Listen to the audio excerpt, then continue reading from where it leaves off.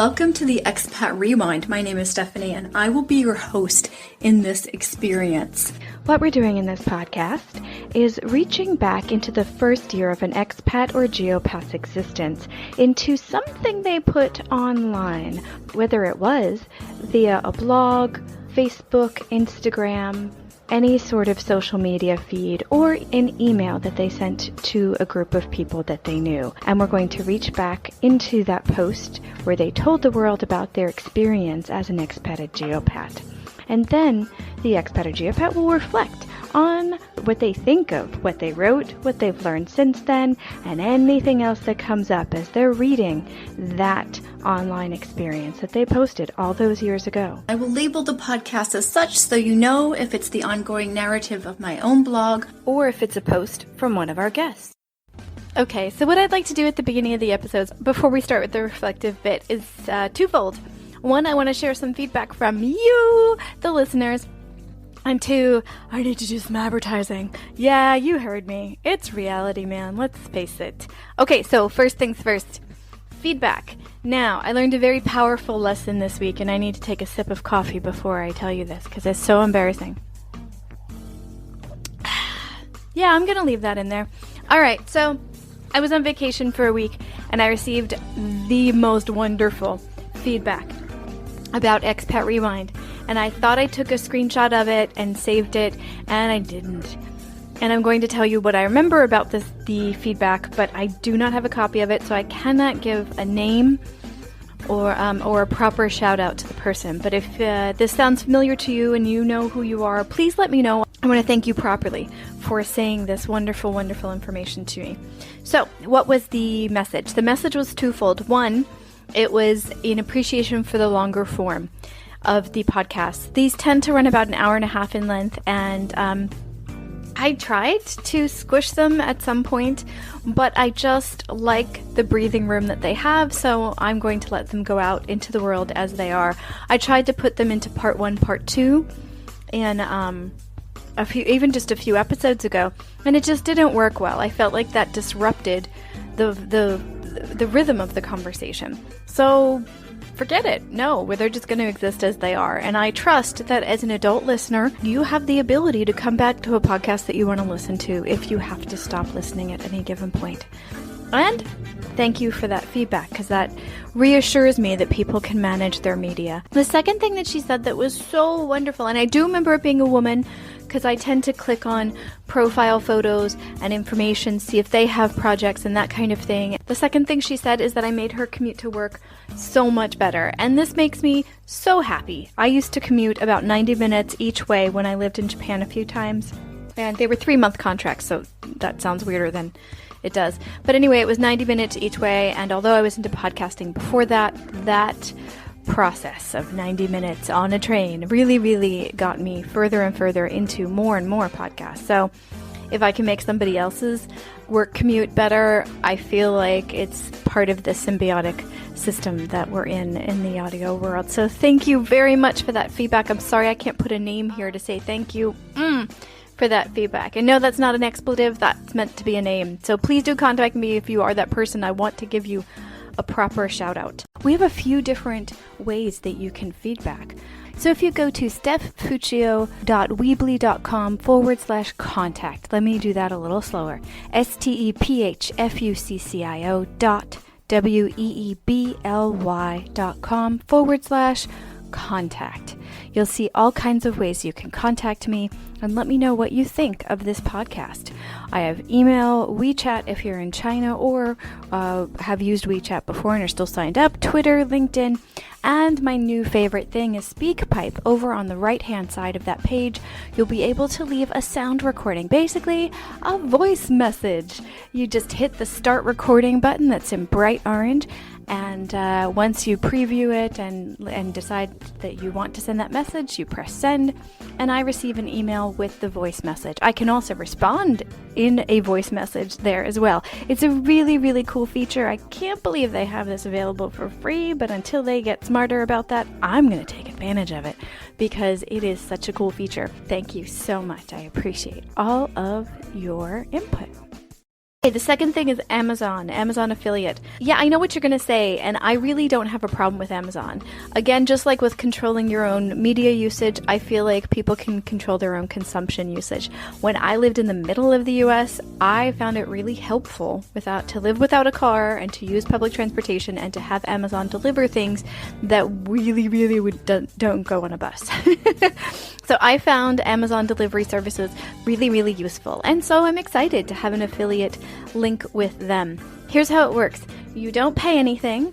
You also don't get a discount. But when you shop normally with the link in the show notes that I'll give you, I get a slight percentage of what you buy when you purchase something with my Amazon affiliate link. That's it. That is the whole story. I've never done this before, so I'm not entirely sure how well this works. So please do feedback to me if you go to the link and something weird happens. Let me know and I will sort it out. Their customer service for this program is actually very quick in responding, so we'll figure it out. I'm pretty sure it's a no-brainer. You click on it, you order, you pay, and then I will see some money show up in my account. And considering how much technology I need to get for the podcast, because I'm still working on one of those clip-on shirt mics, I need some funding. Let's face it, I can't go on for free forever. I have a couple of other affiliate programs set up, affiliate codes, but I don't want to do multiple advertisements in one area. I'm going to try to space this out. These are all things that I've handpicked that I think will make your life easier. I don't want to have random advertisements that don't seem to fit the audience. And I'm trying to get some information about you, where you are, who you are, what kind of lifestyle you lead. I'm assuming, if you're listening to this, that we have something in common. So for now, I'm using some of that information handy. And it looks like about half of you are in the US. So I believe the link I have right now is Amazon US. If there are some of you outside of the US, let me know and I will do the rest of the paperwork to get other country Amazon links set up so we can set up those affiliate programs. It is a slow growing process, but I promise I want these things to help you, not to just be a few extra minutes of blabbing into your earbuds. That is unnecessary. That is so not the point of any of this. Yes, I do need the funds, but I also want this to improve your life too. All right, let's get on to the podcast.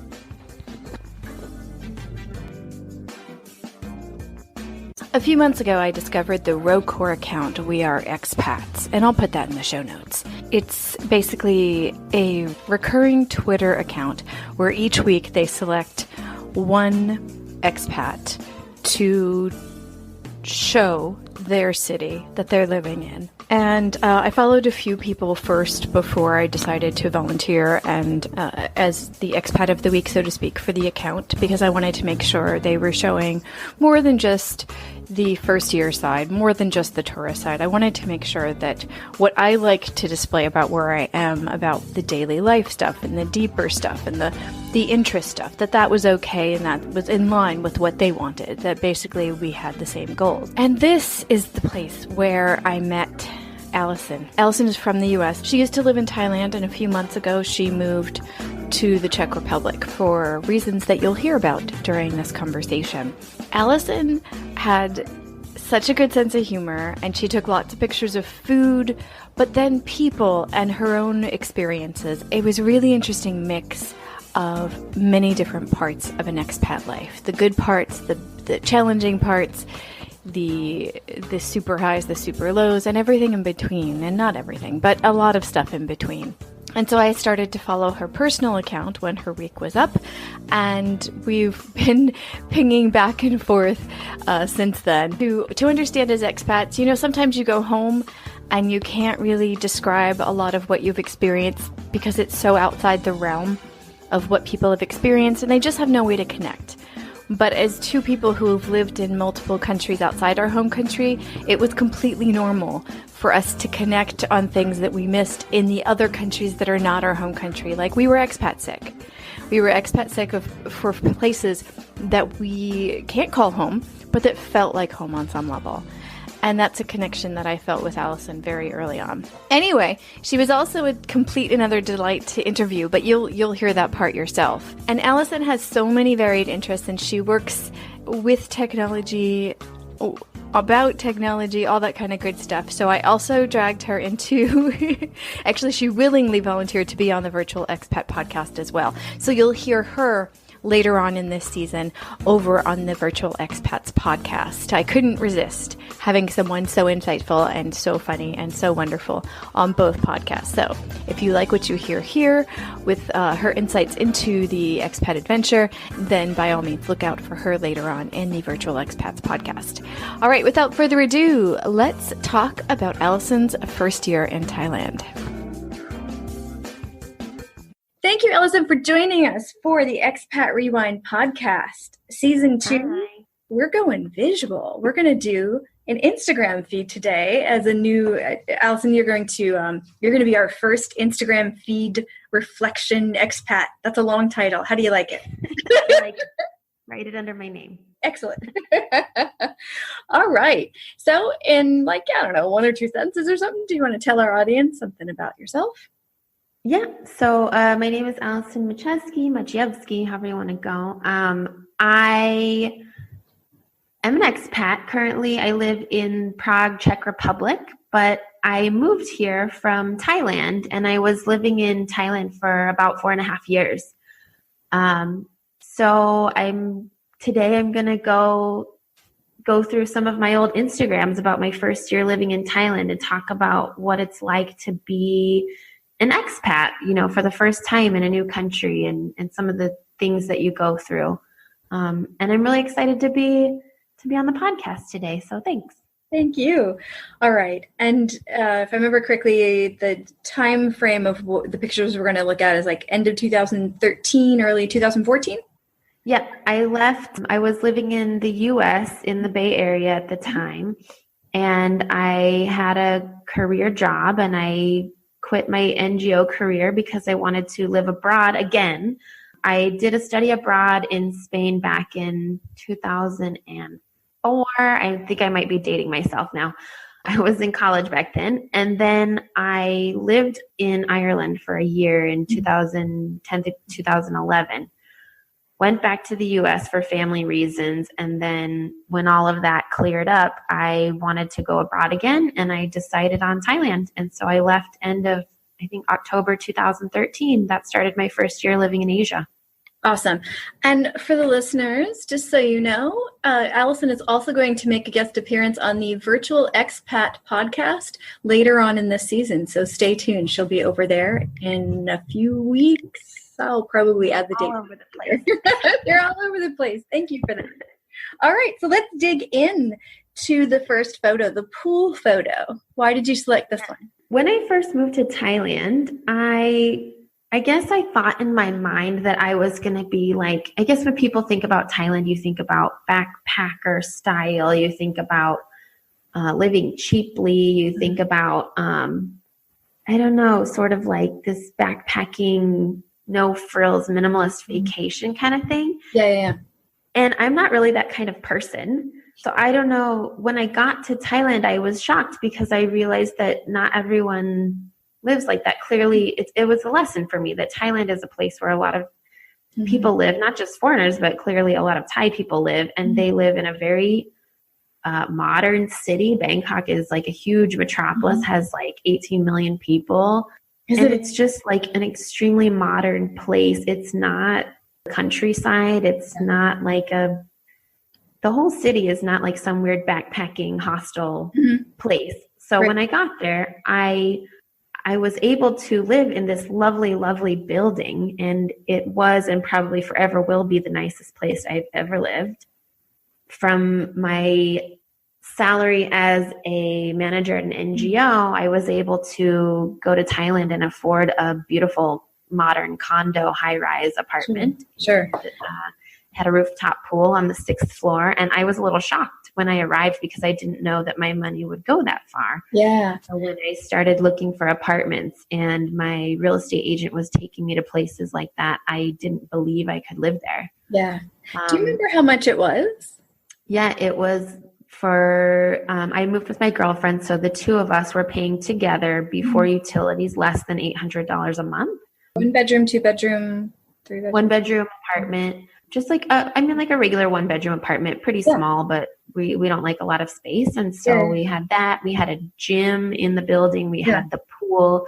We had a beautiful lobby, security guards when we walked up, incredibly safe, and right in the middle of downtown in Thonglor, which is one of the coolest neighborhoods in Bangkok. So I was so cool. I was happy, and I don't know if I'll ever live in a place like that again, but it was cool. It was cool while I was there. Let's quickly describe what's in the photo. And for the listeners, we're going to put the links in the show notes. So we'll have that. But just in case you don't want to do that and you want to imagine it in your head, Allison, can you quickly describe what we're looking at here? Yeah, so at the time I took this picture, I was sort of in awe. I was standing on one of those elliptical machines inside my gym's fitness room, which is like the tiny, inside my condo's fitness room. Looking out onto a massive, like 30-meter pool with like floating beds, like sunbeds in the water.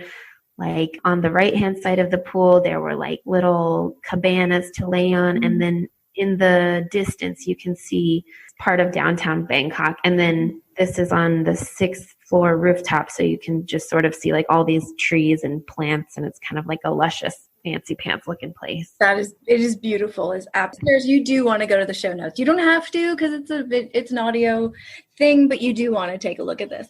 Now, what is can you read the caption real quick? Yeah, it says first workout in my building's fitness. So that's the word they use for like an in-condo gym. And I was learning that as I was looking around at condos. They were calling it the fitness. So. Oh, okay. Not the gym, not the rec center, not the sports center, but the fitness. The fitness. Okay. Yeah. Gotcha. Cool. All right. So. And let's see, the protest one. Yeah. The next picture it's an image of, so the main road in Bangkok is called Sukhumvit Road. And it is one of the largest roads in all of Southeast Asia. It goes across many countries, but it's also the main highway through Bangkok. Not highway, it's just the main drag. I would say within a couple of months, a couple of weeks after arriving in Bangkok, there started to be trouble. Basically, a lot of people were protesting in Bangkok. And in the picture, what you see is the main road, just full of people. It's got like cars and flags, and there were people whistling and people with megaphones, and you mostly see Thai flags. And in the photo, you'll notice a lot of people are wearing yellow shirts. So it was a real introduction to Southeast Asian politics, to understand what was going on in Thailand and to try and quickly educate myself about what these people were protesting about and what was going on in the country.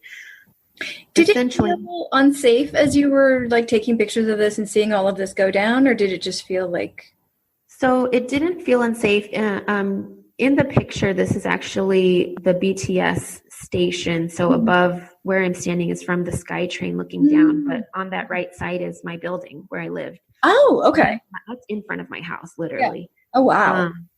It didn't feel unsafe because the people were protesting peacefully.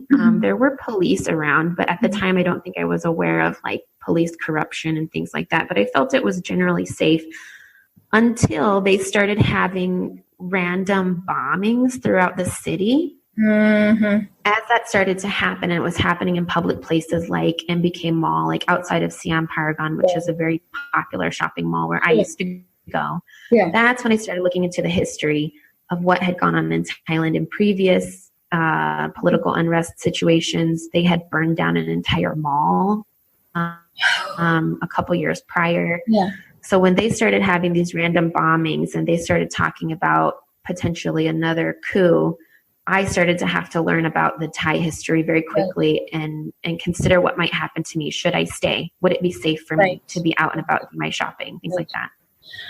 Random question, not random, but a question about Thai politics. They have coups quite often, right? Yes, I think they've had something like 11 or 12 successful coups in the history since they became a constitutional monarchy in the 1930s. Wow. Or before that. Yeah. So the military is incredibly involved in their politics. The government is usually considered to be sort of a populist government. Mm-hmm. The military is considered to be more loyal to the Thai royal family. Mm-hmm. As you may or may not know, they have a law called lèse majesté, which means within the country, you can't talk openly in public or to journalists about the royal family whatsoever, or you'll be thrown in jail. So I learned a lot quickly about, I wanted to learn a lot too from Thai people, but there were things that they didn't want to talk about openly, and certainly not with a foreigner. So I had to do a lot of online research, and I still have a lot of questions. It's very complicated. So oh, sure, for sure. Wow. And that was a few months in after you moved there, right? Yeah. So these protesters are the yellow shirts. They would be loyal to the royal family, they would be for the military junta that ended up taking hold of the country and remains in power today. So this was back in December of 2013, and now we're in September 2018. The same military junta is in power in Thailand today. Just wow. And nobody's voted since then. So that was interesting to see from an expat perspective, because it was certainly happening right in front of me. Mm-hmm. But it's also concerning a lot of things that don't necessarily touch me and affect my life until the bombing started happening, and I started wondering, should I leave? Right. But I ended up staying. Things calmed down because of the military crackdown. That sounds horrible, but the violence sort of calmed down. And then I just sort of wanted to stay and understand what was going on more than anything. So it's bringing back a lot of memories. I wish it hadn't, but it's amazing how similar and different experiences are, and so similar. Like when I was in Buenos Aires, Argentina, I was only there, I think, 6 months. And there were protests all the time, very peaceful, people just walking down the street with banners or just chanting something very kind of quietly and peacefully and whatever. So I got used to those happening all around the city. This is when I traveled and lived overseas alone. When we moved to Malaysia, a month after, or a few weeks, no, it was a week after we got married, there was like a protest in this, like we were staying at a hotel while we were looking for an apartment because we were moving there. And we used to do it backwards, where we'd move and then find jobs. We don't do that anymore. But anyways, that's how I do it. Well, it depends on where you're going, but we've done this now since 2003, and it's just, we needed to do something different after a while. And this is one of the reasons why, is because we moved there. We were in this hotel. We went across the street to the mall, and we were in the Starbucks, and the crowds appeared. And I, coming from the context of, oh, it's probably just peaceful, they don't look like they're going to do anything. And my husband's like, hell no, because he came from Korea, where apparently things do get a little bit aggressive during their protests. And he's like, we're going back to the hotel. The second we got into the room, we saw the police had set off the tear gas, and we saw the gas like going up from the mall. I was like, okay, so noted. Yeah. Because on one hand, all of your life experience, like especially as an, is that this is a peaceful protest, and the police are there to keep us safe. Right. And all of that. And then you sort of have to not just reevaluate. I mean, that's obvious, but you have to get real comfortable with the idea that like the police in this country perhaps will shoot into a crowd of innocent people. Yeah. And the people will also fight back and have no regard for human life. And there's not this big protection for the freedom of speech, and you have to be really careful. I mean, it's not a joke. For sure. And it's not like that doesn't happen in the U.S., but I feel like because I'm a citizen, I would have more rights to fight back, whereas in a foreign country, for me, I know I have absolutely no rights, and my country is certainly not going to come and protect me if I get myself into a load of shit, especially living there illegally while I look for work that will be legal eventually. You know, it's just this whole, like, what have I just done? People think their embassy is there to help them, and the embassy is there to help you. But if you are doing something considered illegal in that country, such as participating in political protests, you're going to jail. Yes. There's nothing the embassy's not going to save you. They're not going to send you home. They're going to leave you in jail because you deserve to live. Like, that's what happened. You did something illegal. So it's kind of scary. Yeah. To be fair, not to scare people, but to be fair, if you are dealt with in a way that doesn't make sense, if you're completely innocent or what have you, and something happens, then your embassy, chances are, will probably come to your rescue. Yeah, they'll step in. They'll step in. But I think you have to also learn the local laws and see what would really happen, because your rights in your home country are not the same. And Exactly. Yeah, for sure. But yeah, what a lesson to learn. All right. So then we're moving on to Cambodia. What's happening here? Oh, yeah. So this is a picture of me in Cambodia. When I first arrived in Thailand, I had, so I'm on the Cambodian border. I'm near a casino. It's a spot that people often cross over and do something called a visa run. Mm-hmm. And a visa run is when you're, in my case, my visa exempt status, which gives me 30 days to be in Thailand, or I think at the time I had an extended tourist visa. So that might've been the end of 90 days. Mm-hmm. When that's up, you have to leave the country because you want to have a passport that's clean and doesn't have any overstay or anything like that. So you leave the country, you walk across the border, you have lunch, have a soda, something like that. And then you walk yourself back across the border, back into the country, get on a bus and go home. And it takes about an entire day. It's not a pleasant trip, but some people do this for years and years on end. And I did it twice. And I realized that this is not for me, and I'm going to figure out my legal status quickly and not have to worry about doing visa runs anymore. But it was interesting to me to have my first trip to Cambodia be to step across the border and go back the same day. So. Right. Now you look like you're smiling in the picture, though. Yeah, I think I had fun. It was my first time going to Cambodia. I got on a bus with a bunch of strangers, a guy that was kind of like an older, creepy guy. No. Thailand expat guy was on the bus and sort of befriended me. Yeah. I kind of chit-chatted with him, and maybe, I can't remember, we might have split a carton of cigarettes. We bought them in Cambodia, which they're horrible quality. Anyway, we went across the border. Yeah. Bought some cigarettes, went to a casino, walked around. I didn't gamble because I wasn't interested, and then got back on the bus with all the same people and rode back to Bangkok. So there's like in front of a shrine, I think there's like a little elephant, and I think by that time I clearly had learned about how to why and do the nice bow in front of the temple with my hands folded. So I was trying to show off my good manners, I think. Having not known the context, I would have been like, "Oh, you were in Cambodia that day." Like it would be like, "Oh, you went on vacation." It looks like I'm on a fun trip, and people would be like, "Wow, that's so cool that you get to do that." And it's cool, but it's also an expense, and it's also kind of a hassle, and a good motivation to take care of your status. Yeah, definitely. Would you like to go back to something you put online your first year in a new country? Maybe it reflects your struggles. Maybe it reflects your honeymoon period. Maybe it reflects all of those.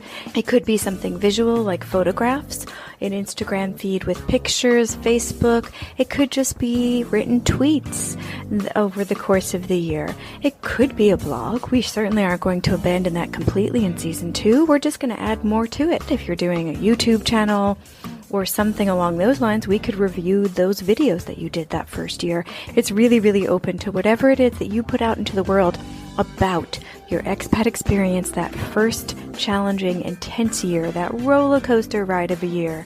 I want to interview you. Let's just do it. Let's do it. Contact me at stephfuccio, STEPHFUCCIO @gmail.com. If you didn't write that down, all the information's in the show notes. Thank you so much, and I hope you enjoy the rest of this conversation. All right, so then we're moving on to the group photo. Why can I not find it? Oh, this one looks like so much fun. So there's people in this photo, right? Yeah, so this is actually a picture of my first Songkran. I guess this would have been in April. Okay, wait, your first what? Songkran. Songkran is the Thai New Year. And okay. to celebrate the New Year, there's like a giant water festival. People in the tourist areas, people think it's a water fight, but it's not really a fight. It's like supposed to be about renewal and refreshing and washing everything clean. And so it's maybe similar to other Asian traditions where you clean out the house during New Year's, you pick everything up, you wash everything nice and clean, put it all back, that kind of stuff. So when I first got to Thailand, that's me, the one soaking wet with the tights on. That's my girlfriend on my back, Stacy.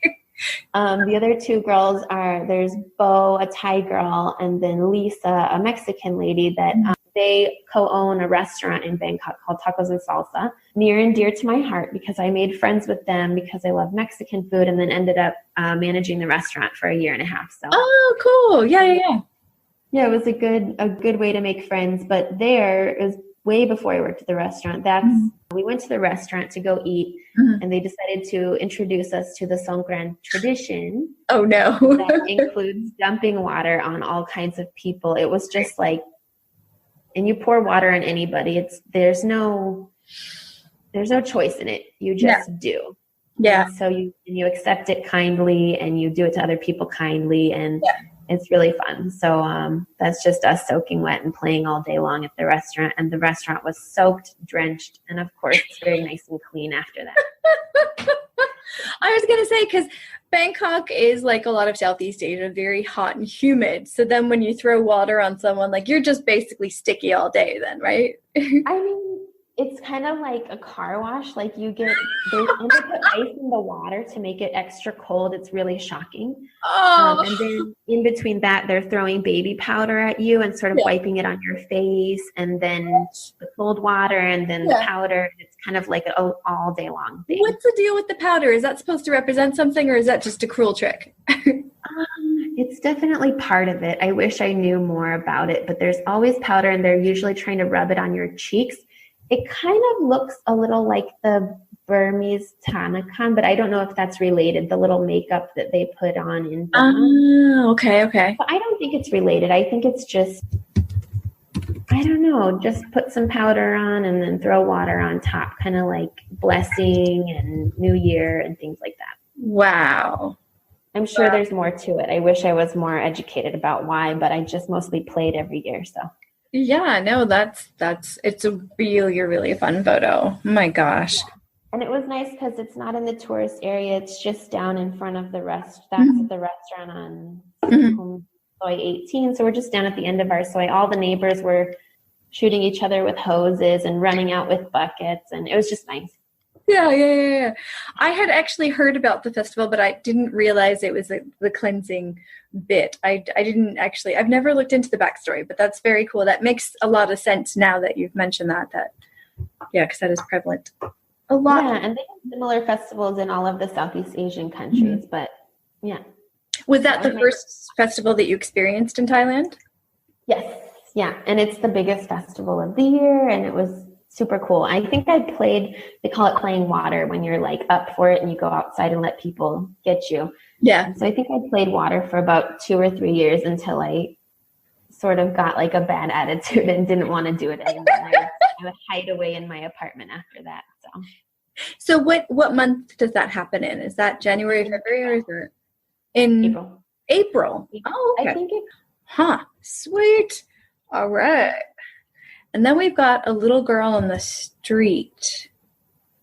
Yeah, that's so this is in what you're looking at is a large picture of a highway on the left with a bunch of taxis coming at me. And then in front of me, sort of like a walkway that's barriered off. And this is outside of the Don Mueang Airport in Jang Watana area of Bangkok. This is actually the location where if you don't want to deal with the taxi drivers that are trying to scam tourists and all that, you can walk out of the airport to the main road and then hop over the fence and catch a taxi without dealing with the weird price hikes.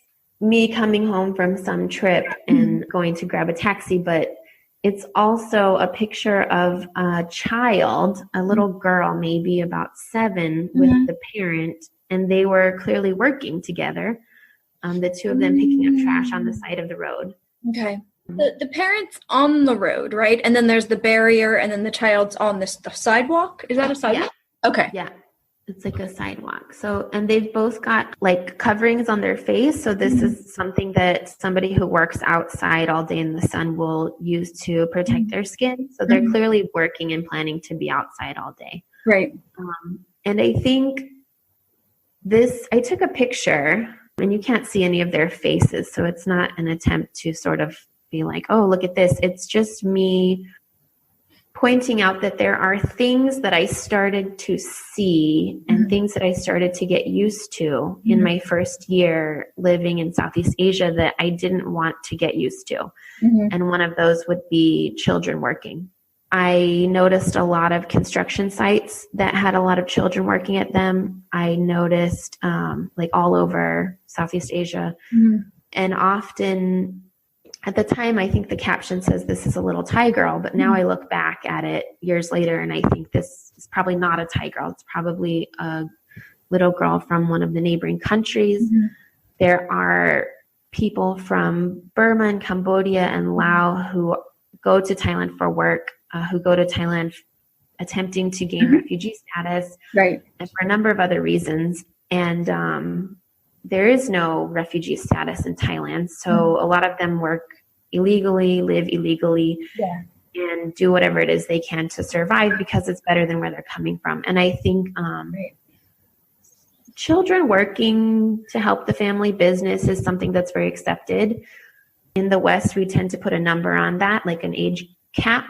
Like maybe they can start helping when they're 12 or when they're 14 or when they're 16. I didn't see that age cap a lot in Southeast Asia. So for me, it was kind of a reminder that even though I see this a lot and I see children working and, you know, at food stalls and in construction sites and here cleaning the road, it's not something that I should get used to. Yeah. It's also really interesting with the context that it's so close to an airport, which is kind of like a posh, exotic place that takes you all over the world, right? And then you've got that situation right there. Yeah. You're just trying to... The adult is wearing like a vest. I don't know if you can zoom in on that, but she's got the adult has on, I think it might have been the mother, has on like a reflective vest. So that's clearly their job. And the child is there with the parent at their job all day long outside in the sun. And it's not nice weather. Right. So, yeah, I think that's rough. I think it's, we'll get to that later. Okay, yeah. Oh, man, there's so much to think about with that. Okay, let's finish the descriptions and then we'll come back to that one. We're going food now. Sausage time. What's going on there? Okay, so this next picture is from a trip I took to Nakhon Phanom in Isan, which is the northeast region of Thailand. I took a trip to this city on the border of the Mekong River between Laos and Thailand. And it was my first trip to Isan, and this was some of the best street food I had. The picture is a bunch of coils of little sausages. They're called Laikorok Isan, and the sausages are about like the size of a golf ball, maybe smaller. And they're all linked up together, and they put them on these outdoor grills, and they smell amazing. And you can and they're super inexpensive. I think they were 1 baht per ball, and that's, what is that? Per ball or per the ring of them? 1 baht per ball. Per ball, okay. Let me calculate it real fast. That's 1 divided by, what is that, like almost less than 3 cents per ball? Oh my gosh. Yeah. So you could just get a little string of 10 meatballs or sausages, and then you get a little bag of like vegetables and chilies to eat with it, and then you just like pop them in your mouth and walk around eating all day. It is so great. This actually reminds me of Prague, because I was backpacker chic when I was in Prague years ago, and there was, I don't even remember which big kind of touristy area street. It wasn't near the clock, but it was another area kind of near there. And there was a sausage guy, just like a food stand. And he had these amazing big, like equivalent of $1 sausages. And that was like my breakfast and lunch every day. And then I'd eat something else in the evening. But that one sausage was so filling. Yeah, you just find the thing that you really like, Yeah. and then you go back for it every single day because you can. Because you can. Oh my gosh. So what was the most surprising, like, do you remember what you were thinking? Were you thinking, I'm going to like this, I'm not going to like this, or what were you? I knew I would like it. There's not much I don't like, first of all. I will eat anything, and I like almost anything, and Thai food is incredible. So this just reminds me of my first year, because it was every single thing I found on the streets of Thailand was delicious. Mm-hmm. And everywhere I went to, all the new regions of the country, I started finding that there were different regional cuisines and, with slightly different flavor. And I started to learn a little bit more of the complexity behind regional Thai food. And so I'm a former chef. I'm obsessed with food. I write for F&B. I do food writing now. And I just love food. Mm-hmm. I love to eat. Yes. And I think the food there is incredible. And, this is definitely one of my favorite, I don't even know how to categorize, one of my favorite meats. I don't know. Sure. One of my favorite foods in all of Thailand is the saikrak, and I like spicy. So they come with little green chilies that you just pop whole in your mouth, and they're so good. But these specific sausages are made with fermented rice and mixed with pork. So they've got a real sour flavor, and it's really, really nice. Love fermented rice. Yeah. Love fermented rice. It's a fairly new thing for me, but seriously, I really wish I was on the fermented wagon 10, 15 years ago. Yeah. I've tried to make fermented things, and I'm not good at it, so I leave it up to the experts. I just buy it from them. I'm going to be trying to make a fermented cucumber thing soon. I finally got the perfect jar, and I'm going to try it. I'm pretty sure it's going to be awful, but I hope it works out for you, because I think it would be really, like, you would just feel like a champion if you could come away with like a giant vat of something pickled and fermented. I've always gotten a giant vat of mold and had to dump it in the garden. So oh no, I'm not good at that. We're even going to Japan like next week, and that's where I ate. I'm sure it exists in multiple cultures, but the place I got addicted to it was in Japan, and we're going there. But because it's a fermented thingy, it's all liquidy and stuff, and there's no way I'm going to buy it and bring it back with me.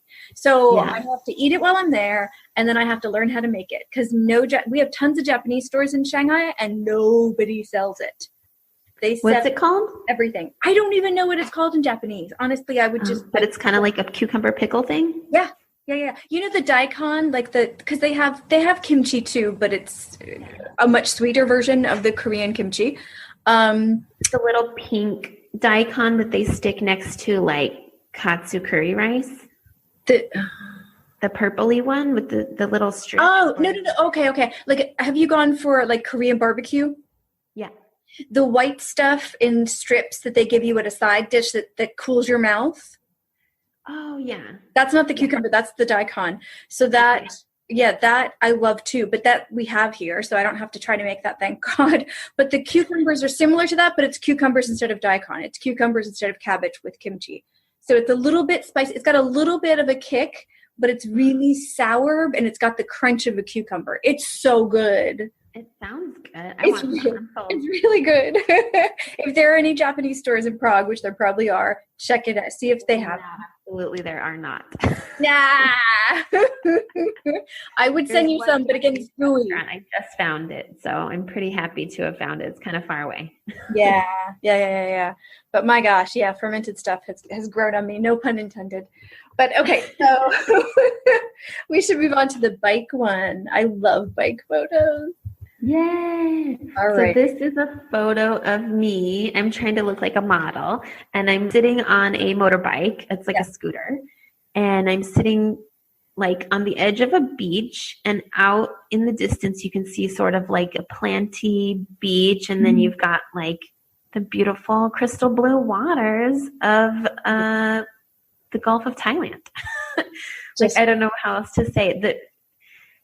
I think living in Thailand, the reason I chose this picture is 2 reasons. One, Thailand, as well as all of Southeast Asia, is gorgeous, just beautiful. And there are so many places that are natural and untouched, certainly by foreigners, but just don't have a lot of people. They're not overly developed, that are so beautiful and look like postcards. And you wonder, like, do those places actually exist? Or when you show up, will it just be covered in resorts? And are they waiting till all the people leave the beach to take that photo? No, there are places like this that exist that are empty, and you can go driving around all day long on your motorbike and looking at empty beaches, and it's gorgeous. Yeah.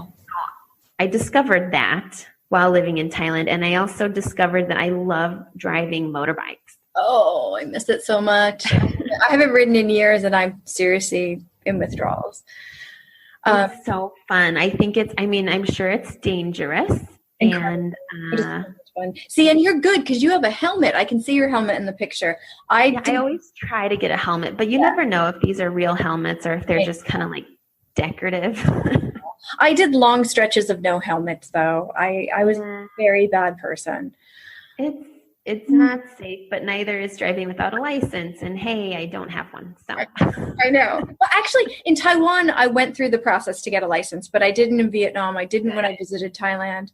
And again, we were talking about this before we started the call. I'm really glad I did all of that earlier, because I think now I finally reached that point where I'm like, I think I'd pass up on it, or go back to the US, get my license, then go over back to what? No, I don't think I would do that either. I mean, there's the safety issue, and I absolutely would never condone driving without a license or driving without a helmet. How did you feel when you rode? I don't drink and drive, so that's certainly an issue too. But I just love it. I think it's so much fun, and I stay out of situations that I'm not capable of doing. Like people with a lot of motorbike experience, they can drive through mud. I will just avoid all of that. I want to be on a nice road, like nothing crazy. Not motor, because what kind of bike is this? Is this like 50? This is bigger than 50 cc. Is this like 150? Probably 75 or 100. They usually are right around there. Did you ever see the documentaries like Long Way Around or Long Way Down? No, what's that? Ewan McGregor, the movie star, him and his friend, who I never remember, Charlie something, they, not on scooters, on motorcycles, like hardcore motorcycles, rode like Long Way Around, you can imagine, is like this way around the world, and Long Way Down is like, and I forget exactly the countries they went to, but it's, and they took a crew with them. And so they're showing you like each country that they're going through. They're showing you the shots as they're motorcycling through them. And they're funny. Ewan McGregor seems like a genuinely nice, funny person. And the banter between the two of them is really fun. And oh my God, it's just vicariously traveling the world on these guys' bikes.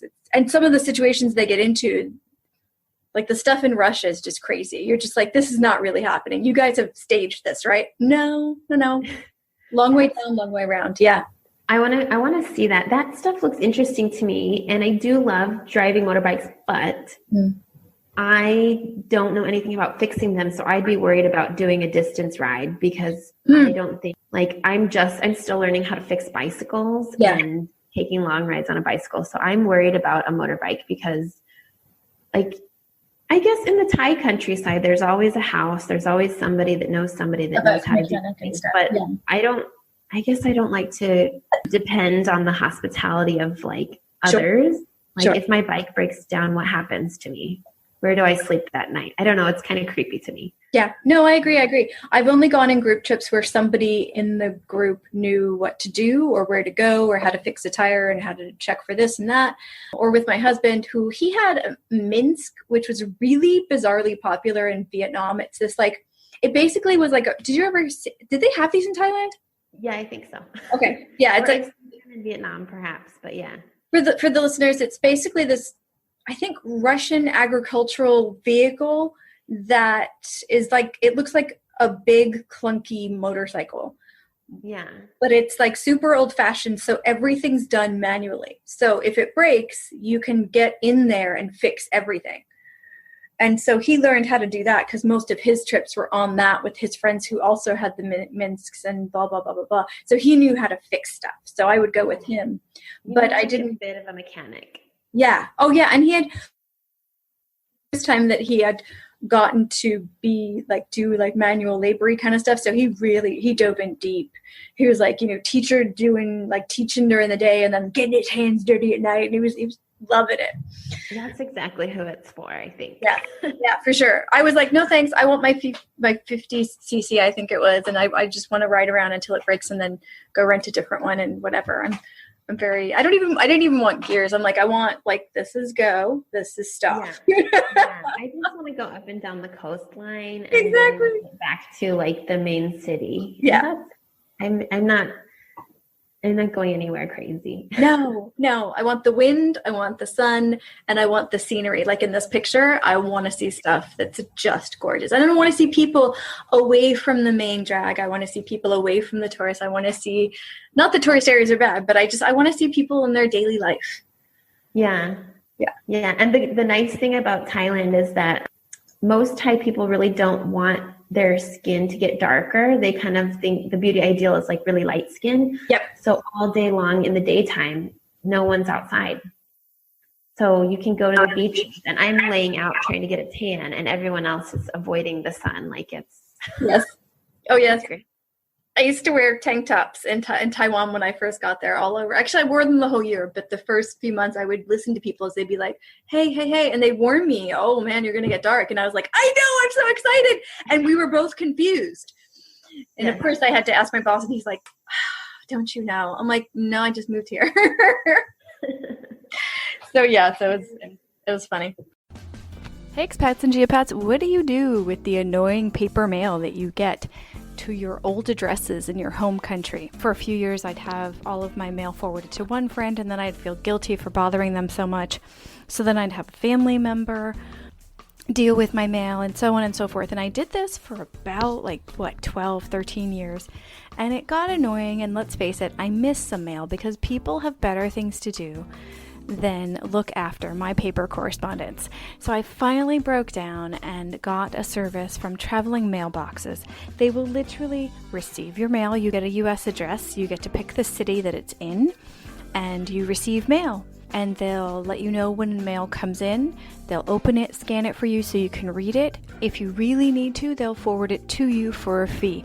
You can also get packages delivered as well. And so there's like a variety of different services that you can have where you don't have to keep bugging your friends and family to deal with your paper mail.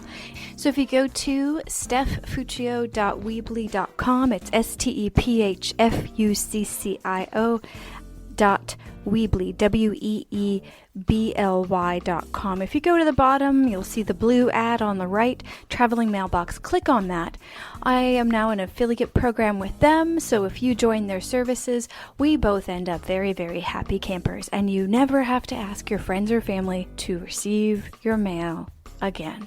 It's truly a beautiful thing. Okay. So that's all the pictures. And again, listeners, you can see them in the show notes. You can click on the links and see these for yourself. So I've got like little notes next to each one, just like I tried to put like one word from what you were talking about while you were describing it. And I've got posh, politics, legal, wet, boundaries, senses, freedom.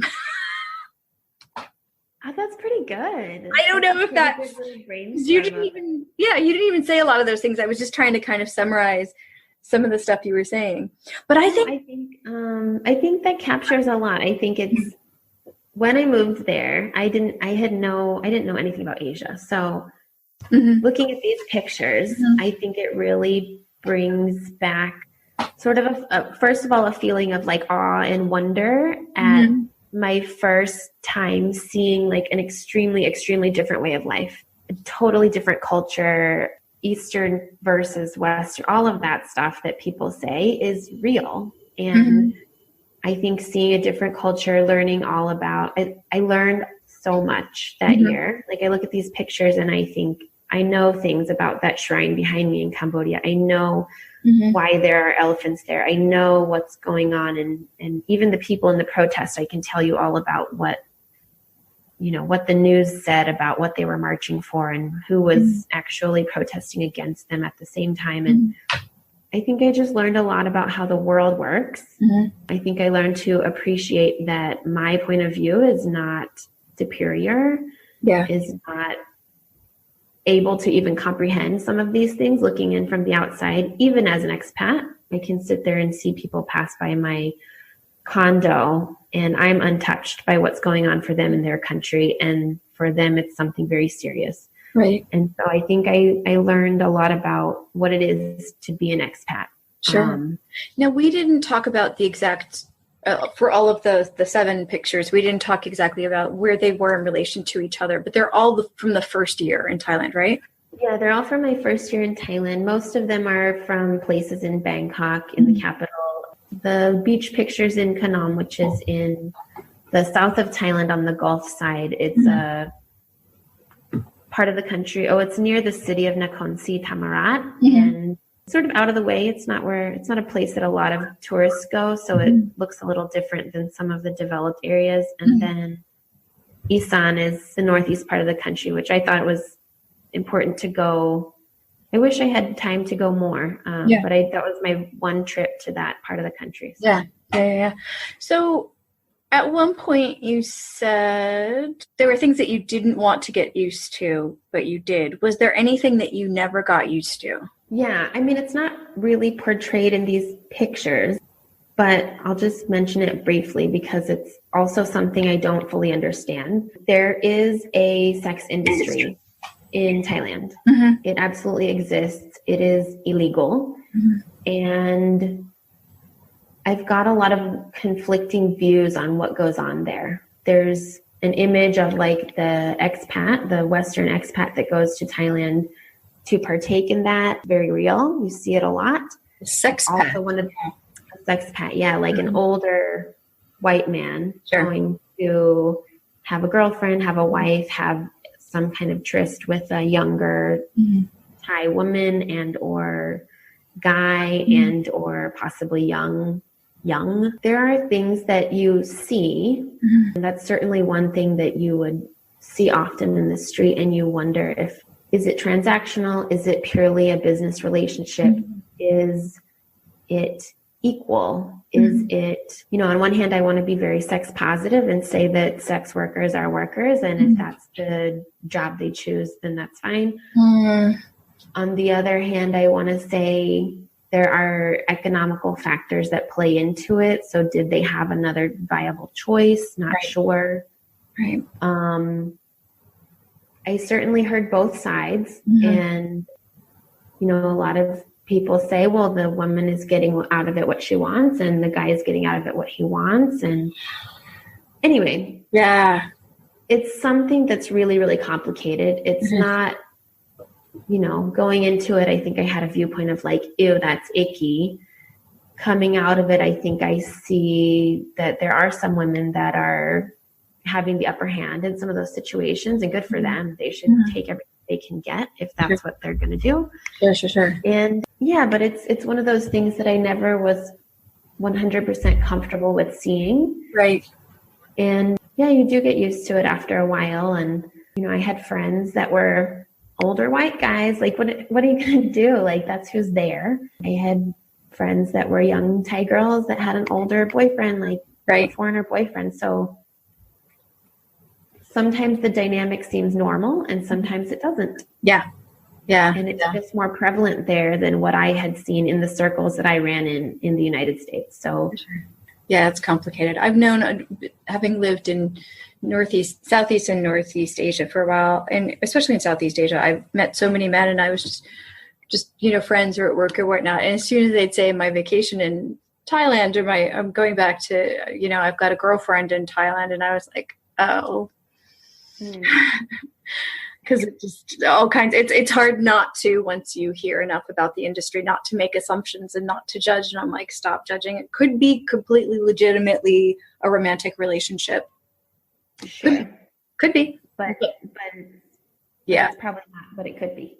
Right. So it's the weird place you end up in. I recently had a friend's father ask me questions about Thailand because he had a friend his age who was going there to be an English teacher. Friend happens to be very religious. I knew him from when I used to attend church. Okay. And I was honest and I said, look, I think this is why your friend is going to Thailand, because I don't know anybody 65 years old, retired, divorced man that wants to see the world alone if it doesn't involve companion. Something shady. Yeah.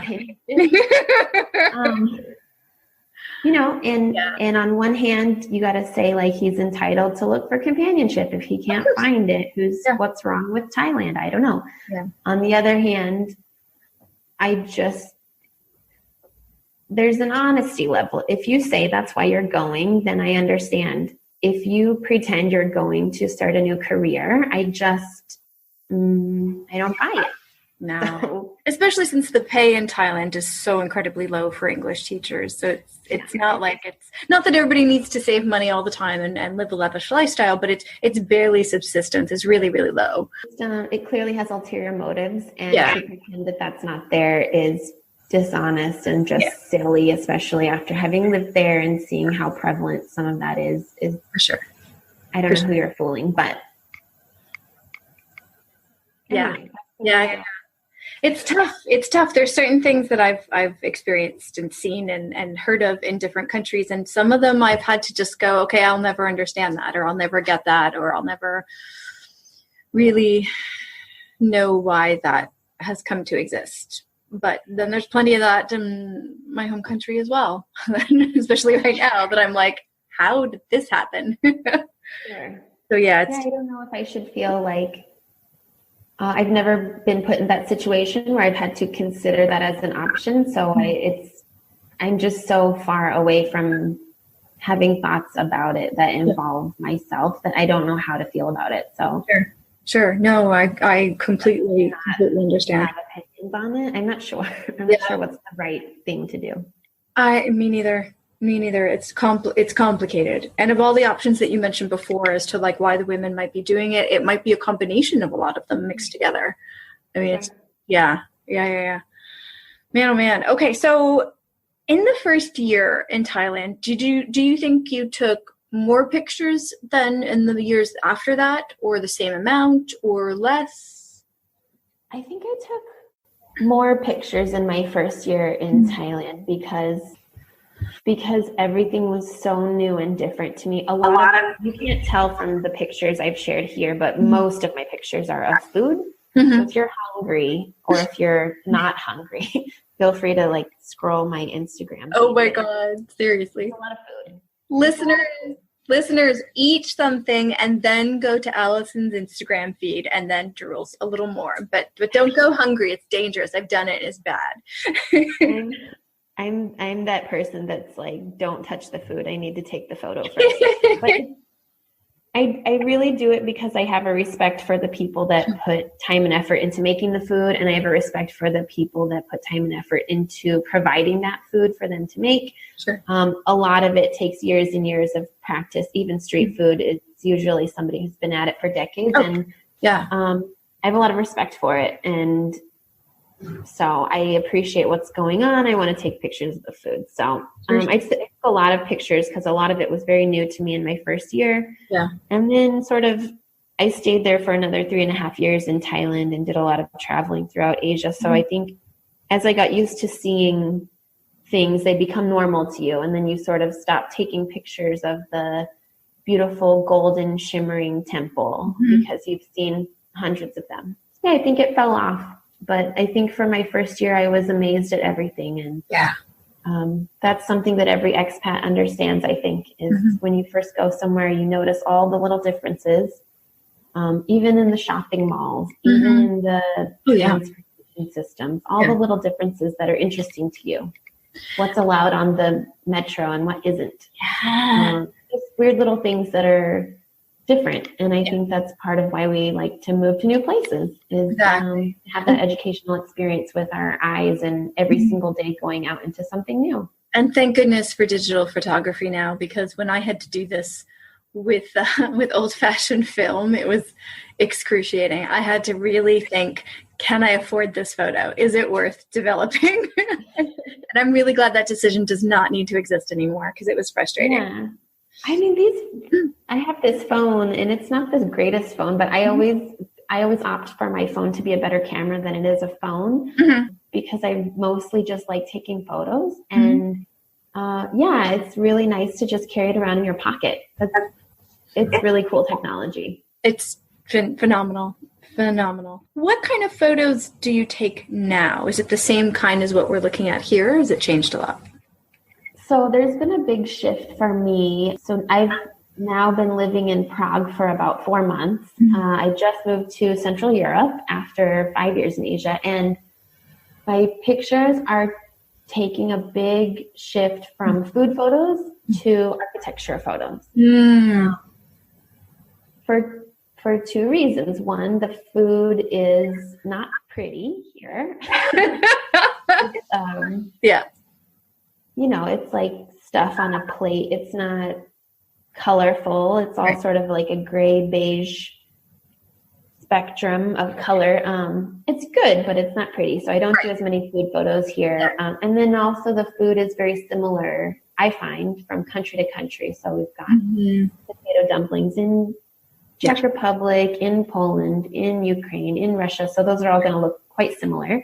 Sure. Whereas in Asia, going from country to country, every meal was quite unique. And you could learn about it and take a photo of it. And it was very different. So what I'm finding here is a lot more mixture of architecture. So whereas in Asia, the architecture within the region or within the country I was in would be pretty similar city to city. The temples were all looking more or less with the same, you know, the same style of decoration and the same sort of building structure and things like that. Yeah. Whereas here in Europe, there's been a lot more, I guess Prague is more of like what's the right word? Like it's kind of like a spot in Central Europe where a lot of people passed through. And there's been a lot of wars, and there's been a lot of people from far reaches of the earth coming here and making a living and depositing some of their culture and taking some local culture away with them. And so I think the architecture is a little more interesting here. Parts of Prague look like Paris. Parts of Prague look like Vienna. Parts of Prague look like the English countryside. I don't know. It's different. It's a totally different look than what I've been looking at for the past 5 years. And so I'm taking little pictures of all of those eras of design and architecture and noticing them more. For sure, for sure. My first weekend in Prague, I was walking around with this guy from the hostel who was a photographer, and he's like, here's what you need to do. And he's like, look at the tops of the buildings, because the tops have different statues, and whether they be faces or people, full bodies, statues, or what have you. He's like, the tops of the buildings have the coolest part of the whole building. It could be a gorgeous building, but it's better at the top. And so I ended up walking around Prague just like this the whole time, I'm going to get run over. But damn, that's beautiful. Yeah, I think it's cool. And there's random modern buildings in the middle of historical areas that look really cool. And, juxtaposition happens a lot more here. Yeah, I think it's cool. Very cool, very cool. Is there anything, looking through these 7 photos, is there anything that surprises you about them?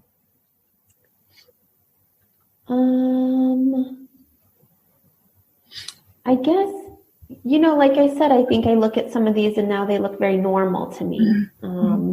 I saw so many empty beaches after that first year. I saw so many wonderful food carts. I saw so many more Songkran festivals and shrines and temples and protests.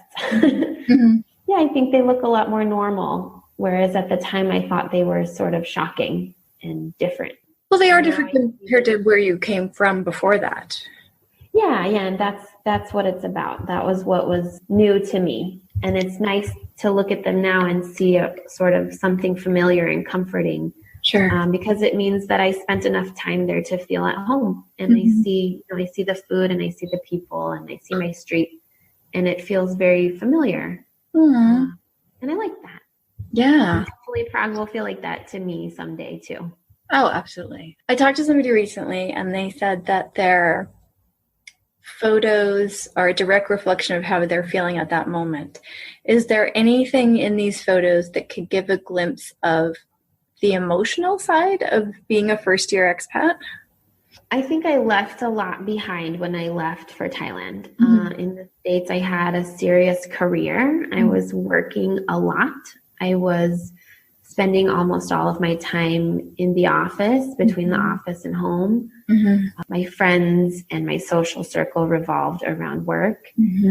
And I think, and I had some like family stuff going on. And when all of that was taken care of was when I was free to go to Thailand. And I think I see these pictures and I see like I'm smiling. I see, like you said, I see freedom of me on the motorbike. I see laughing and playing in the street, drenched with water. Yeah. I see this sort of carefree feeling that for me is about, that's what I was feeling for my whole first year. I was feeling carefree, stress-free, sort of a lot of potential going forward and feeling very free from the things that I left behind. Yeah. And I think I can see it. Yeah. And it definitely looks like someone who's really, really paying attention to what's happening around them, but really enjoying it. Like that comes through loud and clear in these pictures is this is interesting. This is interesting. This is interesting. And like kid in a candy store kind of thing. Yeah. Yeah. That's what I felt like. I felt like a kid in a candy store. And did you have any culture shock in Thailand at any point?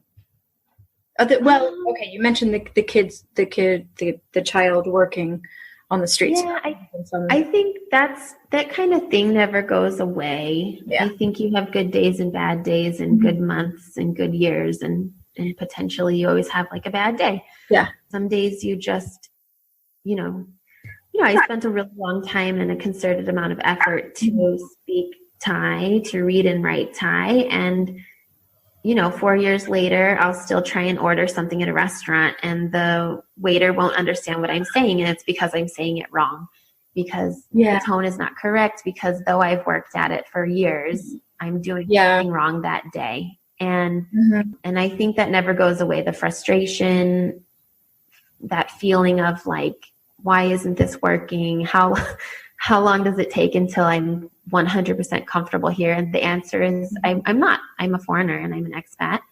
And that may never happen. And that's part of living here. But the rest of the time, the majority of the time is lovely. So yeah, I think I always had a little feeling of culture shock. Some days I didn't want to come down out of my condo because I didn't relish the idea of going to the 7-Eleven and asking them not to give me a plastic bag and then going home with 3 plastic bags, Yep. Always have that feeling like it's not quite going your way and you know it's your fault, but you're not sure how to fix it. And so, I think that stayed with me. I think it's amazing that you realized that it was not your fault, but that it was whatever you were bringing in that was causing the friction. Because for the first few months in Taiwan, my first Asian country, I seriously was like, you guys are all batshit crazy. This is clearly not me that's the problem. You're clearly the problem. And here's how you need to fix this. And, oh, wait, I don't want to spend time on that. Never mind. I'm going to go back online and deal with people that are more interesting. Like, I was completely convinced they had it wrong. Yeah. Some people like to say like, oh, they're pretending they don't understand me on purpose. And I understand that feeling and it comes from a place of frustration, but sure, that's not very likely. 99% of the time, they're not understanding you because you're not saying it correctly. You're not doing it correctly. Yeah. There's something about what you're doing as a foreigner that they don't understand truly. Yeah. And I think that's important for foreigners to remember. Yeah, that's something you have to get comfortable with. I'm much less judgy now, a few bazillion countries later. And I was like, I've traveled so much in Western Europe. I've just, no. It's tough. It's always tough. It's tough to admit that you're wrong. It's tough to admit that you're wrong 4 years later, still can't order the soup you like. It's just tough. It is. Yeah. Some things get easier and some things just don't. Yeah. So it's really interesting that we're having this conversation while you're not smack dab in the middle, almost in the middle of your first year in Prague. Yeah. Is there anything from your experiences in that first year in Thailand that you're pulling over and kind of informing your first year in Prague with? Yeah. So I think I'm much more forgiving to myself and to everyone around me with all of these situations. I know from Thailand that things can be frustrating, that visa situations can be frustrating. I'm in the middle of a weird visa situation now, waiting for my student visa for my master's program here in Prague. But I've learned this, I don't know if it's a Thai attitude, but they've got a couple of sayings like "mai pandai" and "sabai sabai," and everything is just relaxed. Everything could be going wrong, but you just have to wait it out. And I think that that is helping me a lot. Yeah. This move, and I think it's something that all expats have to learn. But I'm just sitting back and trying to enjoy the things that are going well and hoping the other things fix themselves. Taking the long view. Yeah. It's easy when you're new to a place to just kind of erupt or melt down or just kind of go, rah, why isn't this working? But to think this is just the beginning, going to be here for a while, things will get sorted out, generally speaking. Yeah. That I've done things wrong. It's okay that other people are not the quickest. Just let it all happen. Exactly. Especially the quickest part. Oh my gosh. Impatience is definitely not an expat's best friend at all. And it's funny because in the US, things don't happen fast either. No. But I think, like I think about the DMV or any kind of government office, like that stuff doesn't work well in the US. Why did I expect it to work well anywhere else? I don't know. Right. No, me too. And I was like, well, it's so much more efficient. No, it's not. What am I thinking? Yeah, just. It is. It's a cultural thing because in the US, we get this like feeling of indignance and we actually lash out and are rude to a lot of customer service people. And we yell at people and we feel the customer is always right. And that doesn't work in other countries. So I think you lose that ability to take it out on somebody. And unfortunately, I don't think we should be doing it as much in the US, but we do. Yeah, I've experienced it as a customer service rep, but I don't generally do that to people because it's still a person and they're certainly not the ones who generally made the mistake in the first place. I definitely get frustrated, but I try not to lash out at people. It's so wrong. It's so wrong. Yeah. But I know what you mean. It's very easy, especially if you're sending like email correspondence or contacting on social media. There's a difference between there's a problem and you freaking what the hell's happening here? Yeah. I need to fix this right away because I'm having issues because of it now. I can't access this and that. And you're allowed to sort of get upset. Yeah. And I've completely lost that. It doesn't help anybody. Yeah. And in fact, in other places, it makes them worse. So now I'm just really, really extra nice to everybody. Yeah. And there's definitely even though I didn't really do that very much in the US, I am more patient and there's kind of a separation between this messed up situation that I'm trying to get through right now and that person who's probably a lovely person sitting in front of me who didn't create it. And I learned from my husband, he'll just start banter. Like, how are you doing today? Are you having an okay day? Like, he'll just start talking to them like a person. I'm like, oh my God, why have I never, not to try to manipulate the situation, but just like, look, I know this isn't you.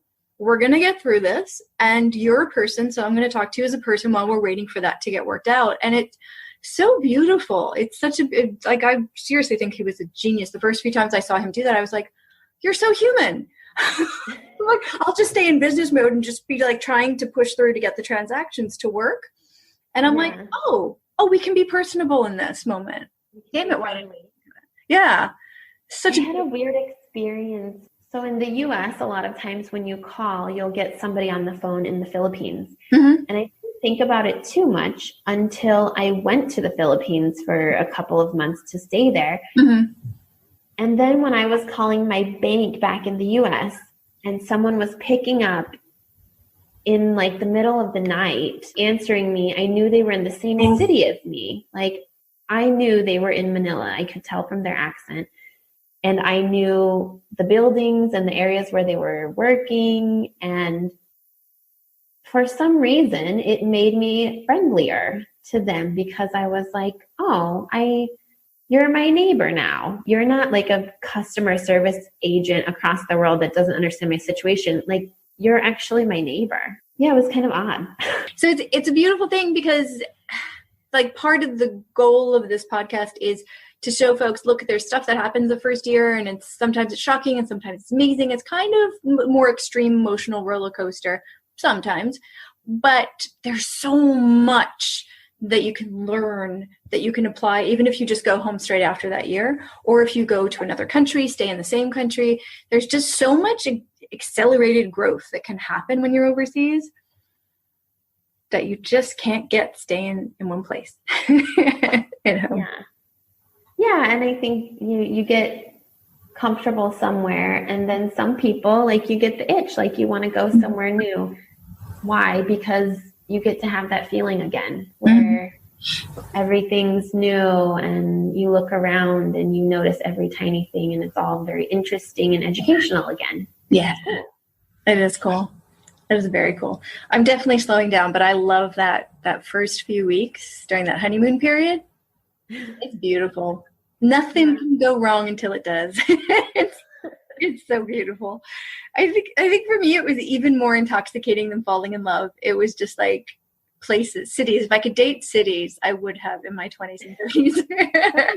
Think about it, like dating. And then if you get in a long-term thing, it can last until you're kind of ready to move on. Like, it's a lot like dating. It is a lot like dating.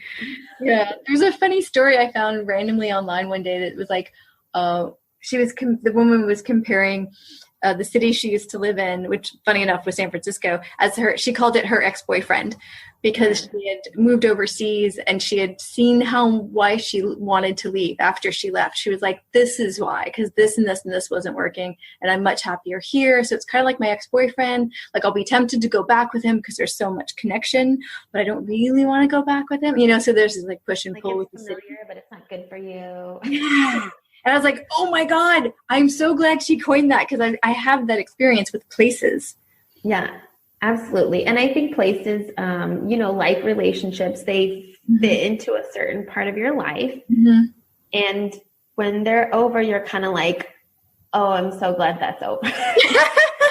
Like it all makes sense. You're like, that was good for me at the time and it's never happening again. Yeah. I think, it's very similar.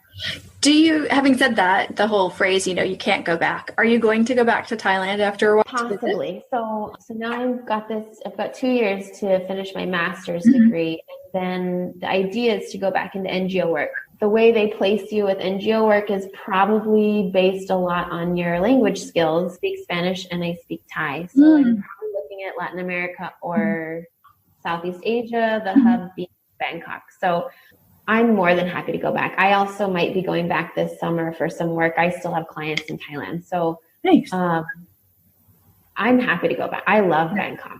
I think it's really cool. And I will go back for the rest of my life as long as I can. Because though I may live in other places, I'll always love that city and love Thailand and have friends there and everything. So I'm always happy to go back there. Yeah. Aww. So Thailand. What's that? That's not one of the negative exes. No, I was just going to say, this is not an ex-boyfriend. This is more like a best friend that you keep in contact with whatever social media is available at the time. Yeah, I think so. Amazing. Oh my God. Well, thank you so much. This was so much fun to do. This was fun. You're so easy to talk to about it and you ask all the right questions. So thanks. It was really nice to go back through it and see my first year in Thailand. That was nice. Yay. Thanks for taking me on that journey. This is awesome. I love looking through your photos and seeing the different things through your eyes. And it's just the connections to all the different parts of the things that you noticed, even in just selecting these photos in just a couple of minutes. It seems so curated. Way up there. People like that. Thank you so much, Allison. Seriously, Thank you for that. That was really fun. I appreciate it. This is awesome. So thank you for joining us at Expat Rewind.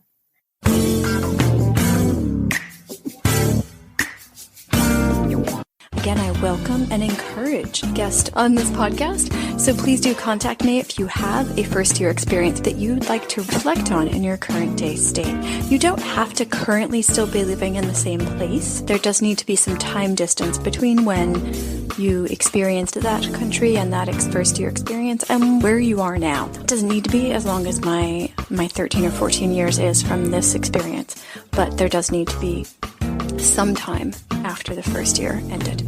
Contact me for more details. I would love to hash that out with you and have you be a guest on this podcast. Thank you so much for listening to this episode of Expat Rewind. More coming your way soon.